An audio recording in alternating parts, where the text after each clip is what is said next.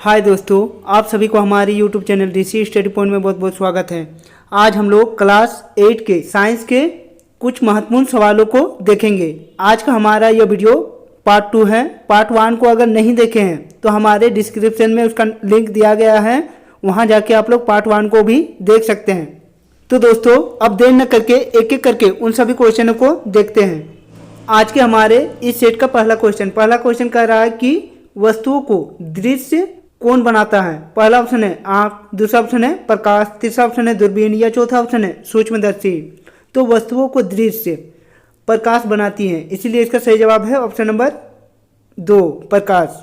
हमारा अगला क्वेश्चन कह रहा है कि निम्नलिखित में कौन प्रदीप्त वस्तु है।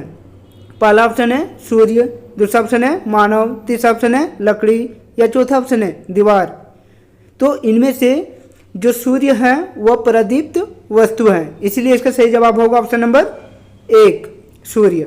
हमारा अगला क्वेश्चन कह रहा है कि निम्नलिखित में कौन अप्रदीप्त वस्तु है। पहला ऑप्शन है दर्पण, दूसरा ऑप्शन है विद्युत बल्ब, तीसरा ऑप्शन है आग या चौथा ऑप्शन है इनमें से कोई नहीं। तो इनमें से जो दर्पण है वह अप्रदीप्त वस्तु है, इसलिए इसका सही जवाब होगा ऑप्शन नंबर 1 दर्पण। हमारा अगला क्वेश्चन कह रहा है कि परावर्तन के कितने नियम हैं। पहला ऑप्शन है 2, दूसरा ऑप्शन है 3, तीसरा ऑप्शन है 4 या चौथा ऑप्शन है इनमें से कोई नहीं। तो परावर्तन के 2 नियम हैं, इसलिए इसका सही जवाब होगा ऑप्शन नंबर 1।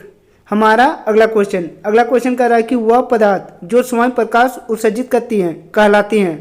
पहला ऑप्शन है प्रदीप्त वस्तु, दूसरा ऑप्शन है अप्रदीप्त वस्तु, तीसरा ऑप्शन है आत्मदीप्त वस्तु या चौथा ऑप्शन इनमें से कोई नहीं।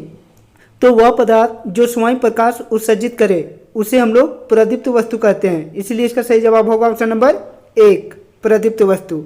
हमारा अगला क्वेश्चन कह रहा है कि जब प्रकाश किरण समतल दर्पण पर लंबवत दिशा में आपतित होती हैं तो आपतन कोण का मान कितना होगा। पहला ऑप्शन है 30 डिग्री, दूसरा ऑप्शन है 0 डिग्री, तीसरा ऑप्शन है 45 डिग्री या चौथा ऑप्शन है 60 डिग्री। तो जब प्रकाश किरण समतल दर्पण पर लंबवत दिशा में आपतित होती है तो परावर्तन और आपतन कोण 0 डिग्री होगा, इसलिए इसका सही जवाब होगा ऑप्शन नंबर 2 0 डिग्री। हमारा अगला क्वेश्चन नंबर 28 कह रहा है कि समतल दर्पण में बना प्रतिबिंब होता है। पहला ऑप्शन है आभासी, दूसरा ऑप्शन है वास्तविक, तीसरा ऑप्शन है दोनों या चौथा ऑप्शन है इनमें से कोई नहीं। तो समतल दर्पण में बना प्रतिबिंब आभासी होता है, इसीलिए इसका सही जवाब होगा ऑप्शन नंबर 1 आभासी। हमारा अगला क्वेश्चन कह रहा है कि श्वेत प्रकाश कितने रंगों का मिश्रण है। पहला ऑप्शन है 5, दूसरा ऑप्शन है 6, तीसरा ऑप्शन है 7 या चौथा ऑप्शन है 8। तो श्वेत प्रकाश 7 रंगों का मिश्रण होता है, इसीलिए इसका सही जवाब होगा ऑप्शन नंबर 3 7। हमारा अगला क्वेश्चन कि बहुमूर्तिदर्शी के निर्माण में कितने समतल दर्पण का उपयोग होता है। पहला ऑप्शन है 3, दूसरा ऑप्शन है 4, तीसरा ऑप्शन है 5 या चौथा ऑप्शन है 6। तो बहुमूर्तिदर्शी के निर्माण में 3 समतल दर्पण का उपयोग किया जाता है, इसीलिए इसका सही जवाब होगा ऑप्शन नंबर 1 3। हमारा अगला क्वेश्चन नंबर 31 कह रहा है कि मानव नेत्र के रंगीन भाग को क्या कहते हैं। पहला ऑप्शन है आइरिस या पारितारिका, दूसरा ऑप्शन है कार्निया, तीसरा ऑप्शन है पुतली या चौथा ऑप्शन है इनमें से कोई नहीं। तो मानव नेत्र के रंगीन भाग को हम लोग आइरिस कहते हैं, इसलिए इसका सही जवाब होगा ऑप्शन नंबर 1। हमारा अगला क्वेश्चन नंबर 32 कह रहा है कि मानव नेत्र में किस प्रकार का लेंस रहता है। पहला ऑप्शन है उत्तल, दूसरा ऑप्शन है अवतल, तीसरा ऑप्शन है 1 और 2 दोनों या चौथा ऑप्शन है इनमें से कोई नहीं।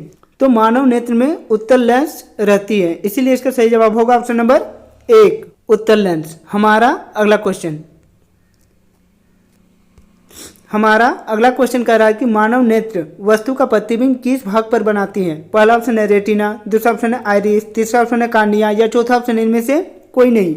तो मानव नेत्र वस्तु का प्रतिबिंब रेटिना पर बनाती है, इसीलिए इसका सही जवाब है ऑप्शन नंबर 1 रेटिना। हमारा अगला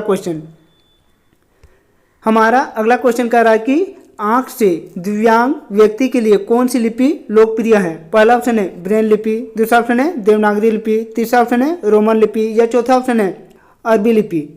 तो आंखों से दिव्यांग व्यक्ति के लिए ब्रेल लिपि लोकप्रिय है? इसीलिए इसका सही जवाब है ऑप्शन नंबर 1 ब्रेल लिपि। हमारा अगला question, question number 35। Question number 35 कह रहा है कि नेत्र का वह भाग जो इसमें प्रवेश करने वाले प्रकाश को नियंत्रित करती हैं उसे कहते हैं। पहला ऑप्शन है आइरिस, दूसरा ऑप्शन है कार्निया, तीसरा ऑप्शन है लेंस या चौथा ऑप्शन है रेटिना। तो नेत्र का वह भाग जो नेत्र में प्रवेश करने वाले प्रकाश को नियंत्रित करती है उसे हम लोग आइरिस कहते हैं। इसीलिए इसका सही जवाब है ऑप्शन नंबर 1 आइरिस। हमारा अगला क्वेश्चन कह रहा है कि नेत्र के रेटिना पर बना प्रतिबिंब वस्तु के हटाए जाने के पश्चात रेटिना पर बना रहता है। पहला ऑप्शन है 1/30 सेकंड तक, दूसरा ऑप्शन है 1/16 सेकंड तक, तीसरा ऑप्शन है 16 सेकंड तक या चौथा ऑप्शन है 30 सेकंड तक।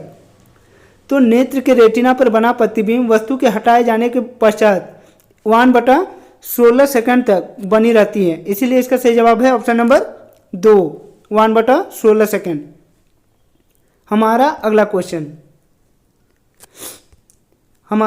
क्वेश्चन कह रहा है कि मानव के सुस्पष्ट दृष्टि की न्यूनतम दूरी होती है। पहला ऑप्शन है 50 सेंटीमीटर, दूसरा ऑप्शन है 25 सेंटीमीटर, तीसरा ऑप्शन है 40 सेंटीमीटर या चौथा ऑप्शन है इनमें से कोई नहीं।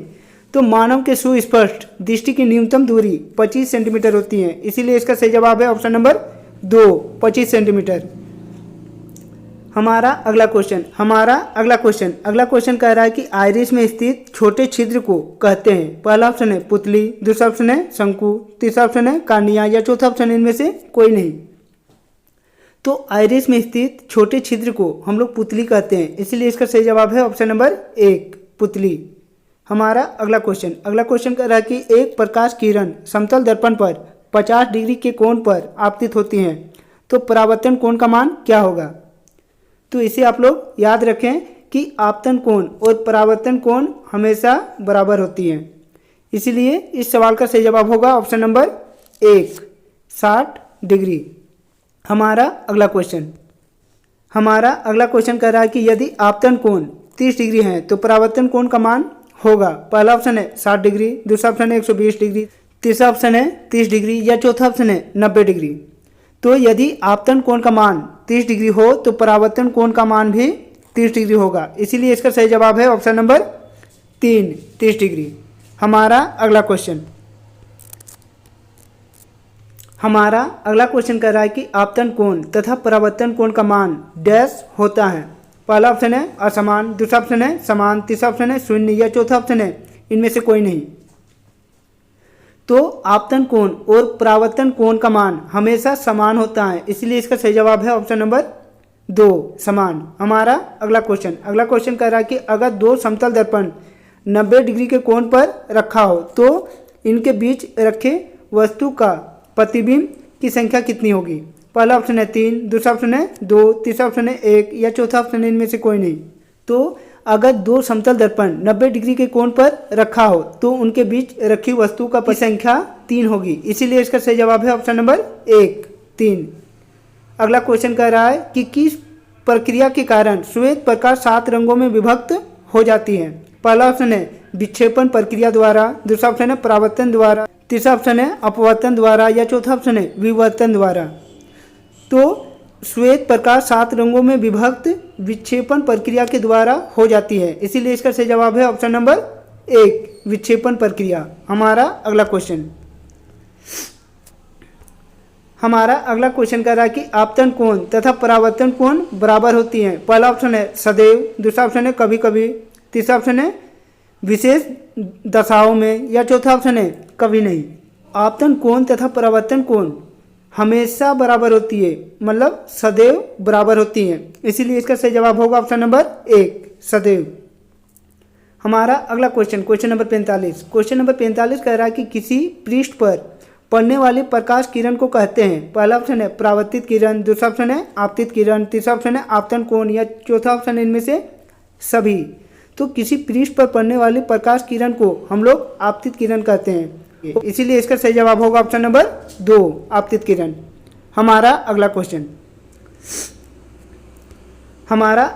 कह रहा है कि हम किसी अदीप्त वस्तु को देख सकते हैं जब प्रकाश, पहला ऑप्शन है उत्सर्जित होकर आँखों तक पहुँचता है। दूसरा ऑप्शन है उससे हमारी आँखों की ओर परावर्तित होती हैं। तीसरा ऑप्शन है उससे पूर्णतः आर पार गमन कर जाता है। या चौथा ऑप्शन है उसके द्वारा पूर्णतः अवशोषित हो जाती हैं। तो हम किसी अदीप्त वस्तु को तभी देख पाते हैं जब उससे उत्सर्जित होने वाले प्रकाश हमारी आंखों तक पहुंच जाए।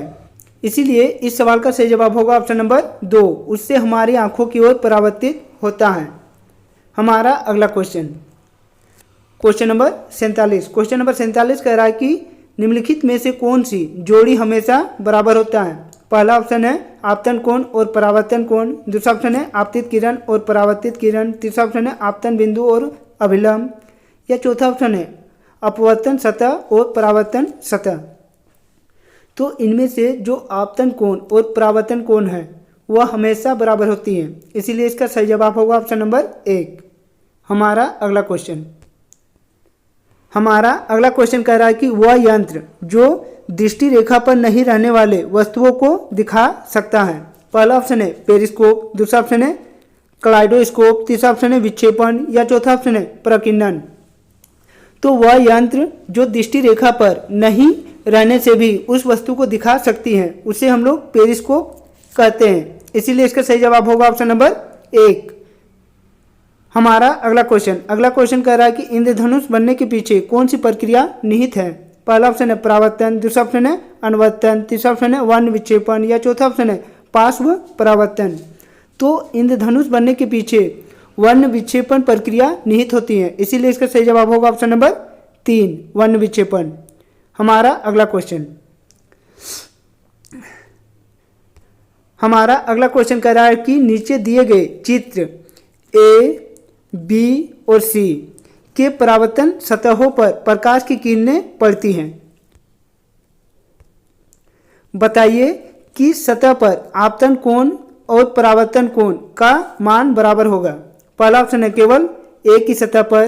दूसरा ऑप्शन है ए और बी दोनों पर। तीसरा ऑप्शन है बी और सी पर। या चौथा ऑप्शन है इनमें तीनों सतह पर। तो यह तीनों सतहों में आपतन कोण और परावर्तन कोण का मान बराबर होगा, इसीलिए इसका सही जवाब होगा ऑप्शन नंबर 4, सभी तीनों सतहों पर। तो दोस्तों यदि आप लोगों को आज का हमारा यह वीडियो अच्छा लगा हो तो हमारे इस चैनल को सब्सक्राइब कर ले और बेल आइकन को दबा ले। और हाँ, अपने दोस्तों को भी अधिक से अधिक शेयर करें ताकि वह भी इस एग्जाम में अच्छा नंबर ला सके। तो चलिए दोस्तों और एक नए वीडियो के साथ फिर मिलते हैं, तब तक के लिए बाय।